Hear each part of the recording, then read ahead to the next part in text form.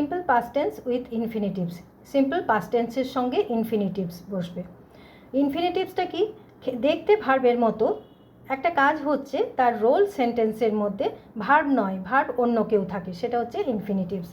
It's sentence structure will be like this: subject plus V1 plus infinitives plus other words.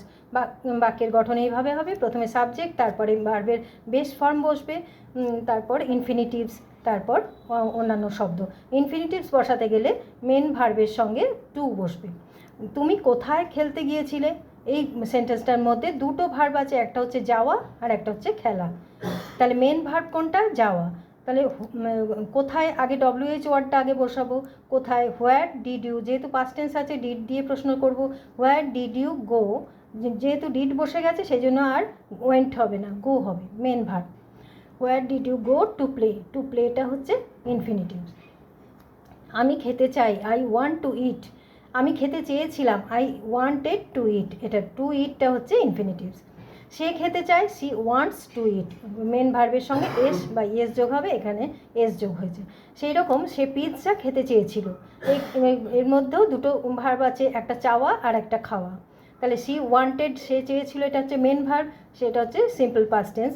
R two it pizza, two ইটটা হচ্ছে infinitives. I did not want to have pizza, আমি pizza খেতে চাইনি, negative সেন্টেন্সে।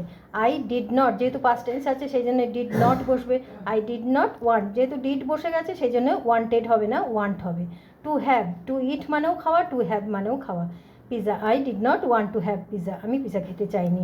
আমি সবজি কিনতে বা আনতে ভুলে গেছি, ভোলা হচ্ছে মেন কাজ। তাহলে ফরগেট, ফরগেটের পাস্ট টেন্স হচ্ছে ফরগট।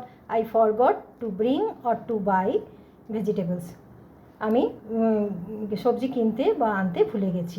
এখানে টু ব্রিং অর টু বাইটা হচ্ছে ইনফিনিটিভস, আর ফরগটটা হচ্ছে সিম্পল পাস্ট টেন্স। তুমি কি করতে চেয়েছিলে? হোয়াট, কিটা প্রথমে চলে আসবে WH ওয়ার্ড, তারপরে পাস্ট টেন্স আছে তাই ডিড দিয়ে প্রশ্ন শুরু হবে।